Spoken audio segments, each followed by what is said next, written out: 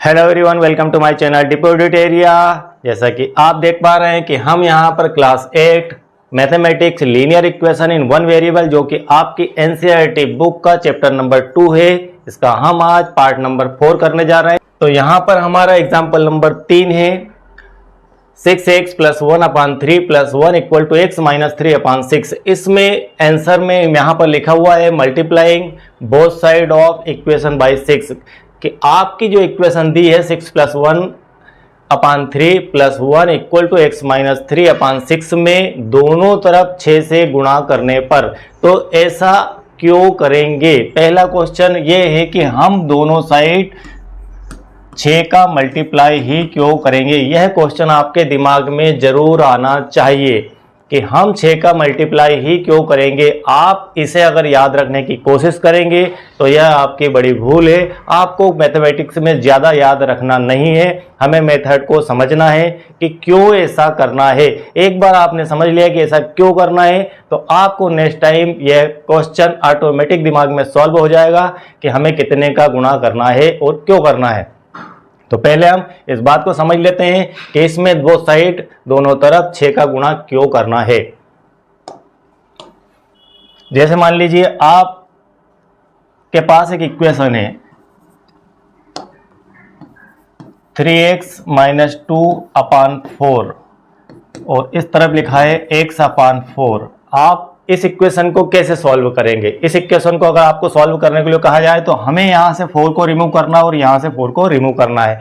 Question में हमें x की वैल्यू फाइंड करना है। x की वैल्यू फाइंड करने का अर्थ है कि इस क्वेश्चन को सॉल्व करना है। सॉल्व करना या सिंप्लीफाई करना, ये सभी वर्ड एक ही तरफ जाते हैं। सिंप्लीफाई का अर्थ होता है कि इसे थोड़ा सा सरल बनाया जाए, सरल बनाकर इसे सॉल्व किया जाए। और एक सीधे से आ जाता है क्वेश्चन कि इसे सॉल्व कीजिए। तो सॉल्व करने में हमें x की वैल्यू फाइंड करना हो, सिंप्लीफाई करने के अंदर हमें पहले थोड़ा सा उसे सरल करना है, थोड़ा सा इजी स्टेप में बनाना है। इजी स्टेप में बनाने के बाद में उसमें x जो वेरिएबल है उसकी वैल्यू फाइंड करना है। तो यहाँ पर हम देख रहे हैं कि यहाँ पर 4 और 4 दोनों तरफ दिया है, इसको हटाना है। इसके दो तरीके हो सकते हैं। इस 4 को आप सीधे सीधे यहाँ भी मल्टीप्लाई करके इस प्रकार से लिख सकते हैं 3x - 2/4 और इधर आपके पास बच जाएगा x और इस 4 से 4 को कैंसिल कर देंगे। तो यहाँ पर एक तरीका तो यह होता है कि इस 4 को इस प्रकार से रिमूव किया जा सकता है।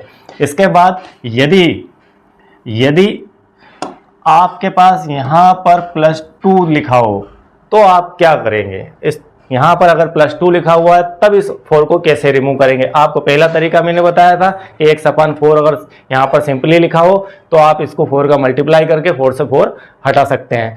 इसके बाद इस प्रकार से अगर इक्वेशन दी हो तो इस इक्वेशन में 4 को हटाने के लिए क्या करना पड़ेगा। इस इक्वेशन में 4 को हटाने के लिए हम दोनों तरफ 4 का गुणा करेंगे। दोनों तरफ 4 का गुणा करने से क्या होगा कि यहाँ पर एक 4 का गुणा होगा तो ये आपका 4 कट जाएगा और इस तरफ इसके अंदर भी 4 से मल्टीप्लाई हो जाएगा और इसके अंदर भी 4 से मल्टीप्लाई हो जाएगा। तो यहाँ से ये 4 रिमूव हो जाएगा। तो आपकी इक्वेशन यहाँ पर मिल जाएगी 3x - 2 = x + 8 के रूप में। तो यहाँ पर ये इक्वेशन हमारी सिंप्लीफाई हो जाती है। इस स्टेप को हम कहते हैं इक्वेशन का सिंप्लीफिकेशन।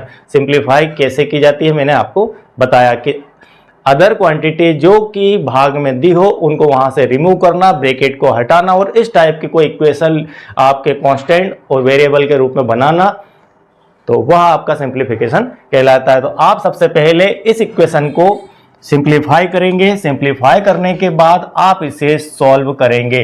तो यहाँ पर एग्जाम्पल मैंने इसीलिए लिया है कि आप एग्जाम्पल में काफ़ी सारी चीज़ें हैं, काफ़ी सारी मेथड है, काफ़ी सारी बारीकियां, उन सारी बारीकियों को आप समझें और उसे सॉल्व करना सीखें। तो इस प्रकार से अब हम यहाँ पर बोथ साइड 6 से मल्टीप्लाई करते हैं। तो 6 का हम मल्टीप्लाई करते हैं। 6 से है यहाँ पर 6x + 1/3 और +1 = राइट हैंड साइड में इस प्रकार से मल्टीप्लाई करेंगे। तो ब्रैकेट लगाना होगा हमें इंटू 6, ये लिख दिया हमने। यहाँ पर न्यूमरेटर में ही आपको 6 का मल्टीप्लाई करना है, डिनोमीटर के अंदर नहीं करना है। तो यहाँ पर 6 का मल्टीप्लाई दोनों स्टेप के अंदर होना है, इसके अंदर भी होना है और यहाँ पर भी होना है। जनरली ये गलती हमसे हो जाती है कि हम जो है इसके अंदर तो गुणा कर देते हैं और यह हमारा छूट जाता है। तो हमें इस पूरी इक्वेशन के अंदर अगर इसको थोड़ा सा अलग हटा के हम लिखें तो इस प्रकार से भी इसको देख सकते हैं।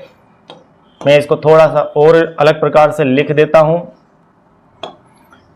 यहाँ पर लिखा है +1, आप इसको बड़े ब्रैकेट का यूज करके भी यहाँ पर 6 का मल्टीप्लाई लिख सकते हैं। इस प्रकार से भी इसको लिखा जा सकता है। तो पहले स्टेप में ऐसा ही लिखा जाना चाहिए।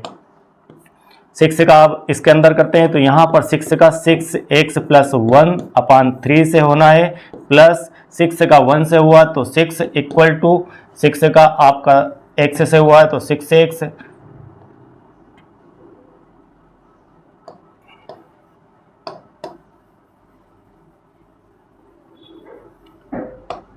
अब इसे सॉल्व कर देते हैं। तो यहाँ पर 6 का हमने मल्टीप्लाई इसलिए किया था क्योंकि हमें 3 और 6 को यहाँ से रिमूव करना था। रिमूव करने के लिए हमने 6 का मल्टीप्लाई किया। तो अब हम इसे थोड़ा सा सिंपल स्टेप में और लिख देते हैं। यहाँ पर 6 का मल्टीप्लाई 6x + 1 से अपान 3 से करना है, तो मैंने एक स्टेप यहाँ पर कर दी। अब 6 का गुणा आपको 1 से भी करना है, तो आपने 6 यहाँ पर लिख दिया 1 से गुणा होने के बाद, और 6 का ये 6 आपका इससे कैंसिल होता है, तो यहाँ पर सिर्फ बचता है x - 3। यहाँ पर फिर इसे सॉल्व करते हैं तो 3 से एक बार, 3 से 2 टाइम, तो यहाँ पर बचा आपका 2, 6x + 1 + 6 = x - 3। इस प्रकार से आ जाएगी अगली स्टेप आपकी। फिर इसका और मल्टीप्लाई कर लेते हैं, इस ब्रैकेट को ओपन कर लेते हैं। 2 का 6 से गुणा किया तो यहाँ पर आता है 12x, 2 का 1 से किया तो +2 + 6 = x - 3। यहाँ तक पहुँचे। अभी भी हम इस क्वेश्चन को सिंप्लीफाई कर रहे हैं, ये पूरी तरह से सिंप्लीफाई नहीं हुआ है। अब हम इसको जोड़ घटाव करके एक जनरल इक्वेशन बना लेते हैं, लीनियर इक्वेशन का सिंपल फॉर्म बना लेते हैं। 12x, 2 और 6 दोनों को जोड़ देते हैं। यहाँ पर लिखा है 12x + 6 और 2 होते हैं 8 बराबर x - 3। हम कह सकते हैं कि अब हमारी जो एग्जाम्पल की इक्वेशन थी, यह इक्वेशन सिंप्लीफाई होकर 12x + 8 बराबर x - 3 के फॉर्म में आ चुकी है। तो यह स्टेप आपकी कहलाती है सिंप्लीफिकेशन। यह इक्वेशन जो दी गई थी, इस इक्वेशन को हमने अब लीनियर इक्वेशन की सिंपल फॉर्म में कन्वर्ट कर लिया है। अब इसे हम सॉल्व कर देते हैं। तो यहाँ पर 12x - 1x - 3 और यह 8 उधर जाकर आपका -8, 12x में से 1x गया तो यहाँ पर 11x बचते हैं प्लस के, और इस तरफ 8 और 3 11 माइनस के। x की वैल्यू है -11/11, तो x बराबर हो जाता है आपका 11 से 11 कैंसिल हो गया 1 टाइम, तो -1। x की वैल्यू फाइनली हमें प्राप्त होती है -1। x की वैल्यू -1 प्राप्त होती है। और अब हमें इसे चेक भी करना है कि क्या यह हमारा LHS और RHS में रखने पर इक्वल टू आता है वैल्यू या नहीं आता है। तो यहाँ पर हम इस पोर्शन के अंदर थोड़ी जगह हमारे पास कम है, इसे यहाँ पर सॉल्व कर देते हैं वैल्यू रखकर। तो 6x + 1/3 + 1 = x - 3/6। यह आपका चेकिंग है इसका कि जो आपने x बराबर -1 वैल्यू आई है आपकी, वह LHS और RHS में रखने पर ये दोनों पक्ष बराबर आते हैं या नहीं आते हैं। तो यहाँ पर 6 और x का यह -1 से मल्टीप्लाई +1/3 + 1 = -1 - 3/6। यहाँ पर -6 होता है +1/3 + 1 = -1 और -3 को जब ऐड करेंगे तो -4/6 हो जाता है। अब हम यहाँ पर थोड़ा सा इसको क्लियर कर देते हैं। आप चाहें तो इसका स्क्रीनशॉट ले लें या नोट डाउन कर लें। मैं थोड़ा सा इसे क्लियर कर देता हूँ ताकि हमारा चेकिंग का पार्ट यहाँ पर आ सके।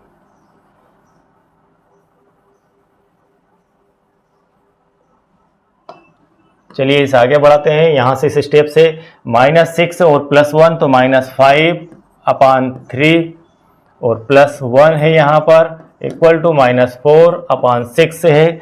तो इसे हम कैंसिल कर देते हैं 2 से 2 बार, 2 से 3 बार। तो यहाँ पर फाइनली हमारा जाता है 2/3। और इस स्टेप को सॉल्व करते हैं तो -3 -5 इसके बटे में कुछ नहीं है तो 1 है। इसका एलसीएम लिया, हमारे पास एलसीएम प्राप्त होता है 3। यहाँ पर एलसीएम 3 है तो -5 + 3 बराबर -2/3। यहाँ पर एलसीएम लेना आपको भली भांति आता होगा, यदि नहीं आता है तो आप प्लेलिस्ट में जाकर एलसीएम कैसे लिया जाता है, एलसीएम होता क्या है और एलसीएम के सारे टाइप्स आप वहां पर देख सकते हैं। और पहले आपको एलसीएम सीखना चाहिए, उसके बाद इन क्वेश्चनों को आप कर पाएंगे, नहीं तो इस प्रकार की दिक्कतें आपको बार बार आती रहेगी। और हम अगर यहाँ पर एलसीएम आपको हर जगह बताने लगेंगे तो आपका यह क्वेश्चन छूट के यह लेसन पूरा एलसीएम के संबंध में हो जाएगा। तो -5 में से +3 गए तो -2/3 बचता है और इस तरफ हमारा -2/3 ऑलरेडी आ चुका है। यह आपका LHS का सॉल्यूशन था, यह आपका RHS का सॉल्यूशन है। तो हम देख रहे हैं कि LHS और RHS दोनों की वैल्यू सेम आ चुकी है, -2/3 -2/3। यहाँ पर हमारा example number 4, 5x - 2 bracket 2x - 7 = 2 bracket में 3x - 1 + 7/2। यहाँ पर सबसे पहले हमें इस दी गई इक्वेशन को सिंप्लीफाई करना है। सिंप्लीफाई करने के बाद उसमें वेरिएबल की वैल्यू फाइंड करनी है, उसके बाद वेरिएबल की वैल्यू आएगी उसे फिर चेक भी करना है कि क्या वह वैल्यू सही है या गलत है।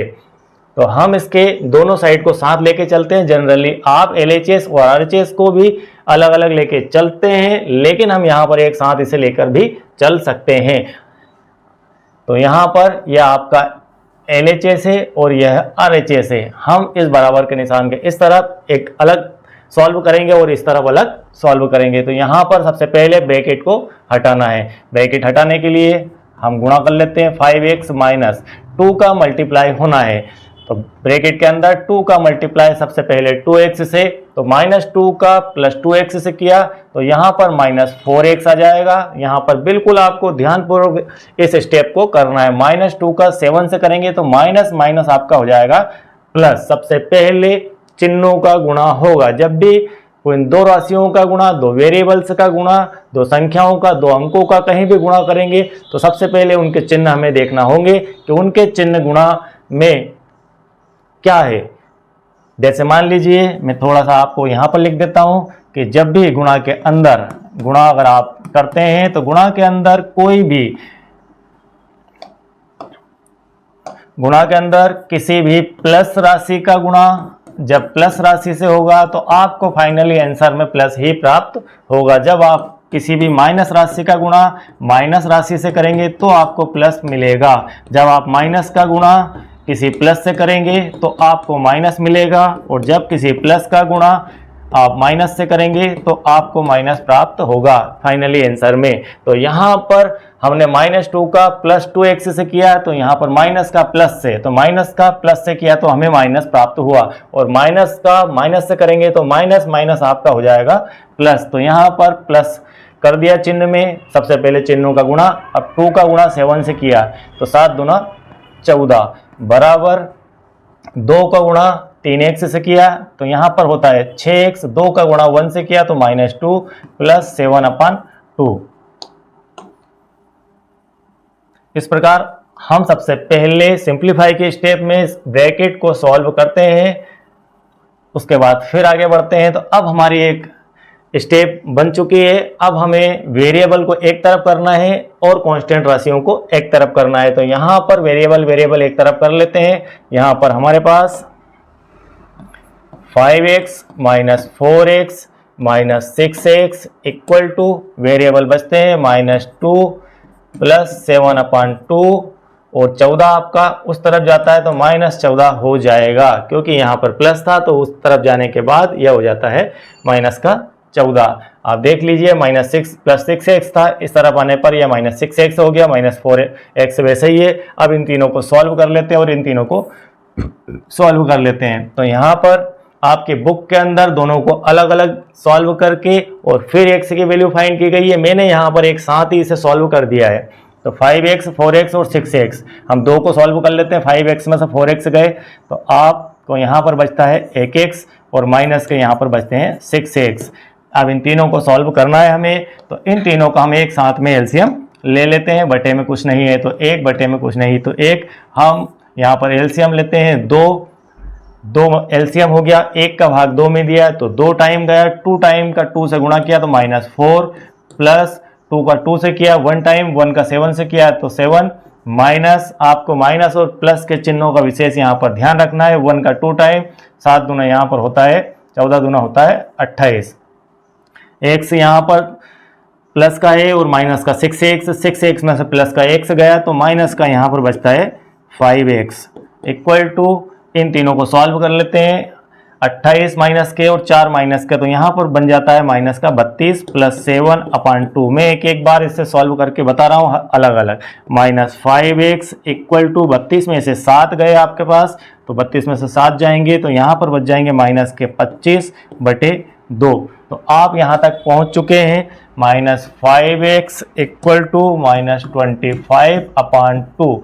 सबसे पहले हम देखेंगे कि इस तरफ भी माइनस है और इस तरफ भी माइनस है, तो माइनस से माइनस कैंसिल हो गया। इसके बाद आपको वेरिएबल x की वैल्यू फाइंड करना है, तो x की वैल्यू फाइंड करना है तो हमें 5 को यहाँ से हटाना होगा। 5 को हटाएंगे तो यह 5 x के गुणा में है, जब उस तरफ जाएगा बराबर के तो यह राशि जो 5 है वह भाग में चली जाएगी। तो हम इसे इस प्रकार से भी लिख सकते हैं 25/2 गुणित 1/5।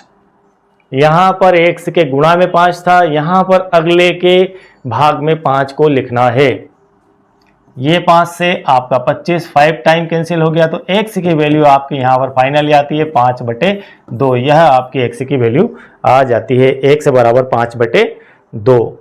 अब हम इसका चेकअप करेंगे कि x की जो वैल्यू 5/2 आई है, क्या यह वैल्यू इन दोनों के अंदर पुट करने के बाद इक्वल LHS और RHS की वैल्यू को लाती है या नहीं ला पाती है। तो देखते हैं इसका चेकअप। सबसे पहले आप चाहें तो इसका स्क्रीनशॉट ले लीजिए, इसे नोट डाउन कर लीजिए, इसे समझ लीजिए, देख लीजिए। अब मैं इसे क्लियर कर देता हूं।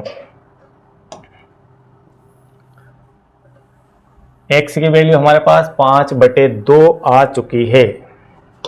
x की वैल्यू 5/2, तो x की वैल्यू 5/2 यहां पर पुट इन इक्वेशन के अंदर 5/2 को हम पुट करते हैं दोनों तरफ LHS और RHS में। तो हम एक एक करके हल कर लेते हैं। यहाँ पर थोड़ी बड़ी इक्वेशन है, LHS बराबर 5x - 2 2x - 7। हम जहाँ जहाँ x लिखा है वहाँ पर x की वैल्यू 5/2 को पुट कर देते हैं। 5 × 5/2 -2 2, x की वैल्यू 5/2 -7, तो यहाँ पर 25/2 माइनस 2 का मल्टीप्लाई किया अंदर, तो यहाँ पर होता है आपका, पहले इसे और सॉल्व कर लेते हैं। 5 दूना 10, एक काम कीजिए आप इसे काट दीजिए, 2 से 2 को काट दीजिए यहाँ पर और गुणा कर दीजिए। 5 दूना यहाँ पर हो जाएगा आपका 10। कई तरीके हैं मैथमेटिक्स को सॉल्व करने के। यहाँ पर हो गया 10, 5 दूना 10 और 2 से 7 का गुणा किया तो माइनस माइनस प्लस और 7 दूना होता है 14। तो यहाँ पर अब इसे और सिंप्लीफाई कर लेते हैं। 25/2 -10 + 14, तो यहाँ पर प्लस का 4 बचता है, बटे में कुछ नहीं है तो 1 लिख सकते हैं। अब मैंने फिर इक्वल टू का यहाँ पर निशान लगा दिया है। अब इसका एलसीएम ले लेते हैं। एलसीएम आपके पास आ जाता है 2 एलसीएम आ गया। अब हमें 2 का भाग 2 में देना है। 1 टाइम 1 का गुणा 25 से किया तो आपके पास आता है 25, प्लस है तो प्लस का निशान लगा दिया। अब 1 का भाग 2 में लगाया, 2 से 2, 1 का भाग 2 टाइम 2 का गुणा 8 में किया है तो 4 में किया है तो 8 आ जाता है। 25 और 8 यहाँ पर हम जोड़ते हैं तो 33/2। ये आपकी LHS की वैल्यू आ चुकी है 33/2। अब हम इसी प्रकार से RHS की वैल्यू फाइंड कर लेते हैं। यहाँ पर हम लिखते हैं RHS जो स्टेप है हमारी,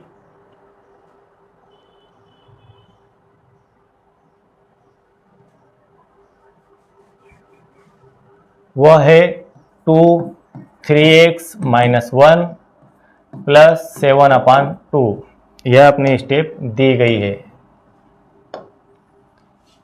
3x - 1।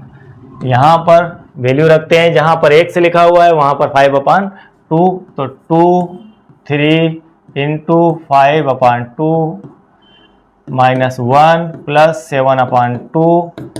2 थोड़ा सा सिंप्लीफाई कर देते हैं। 5 × 15/2 -1 + 7/2 और सॉल्व कर देते हैं।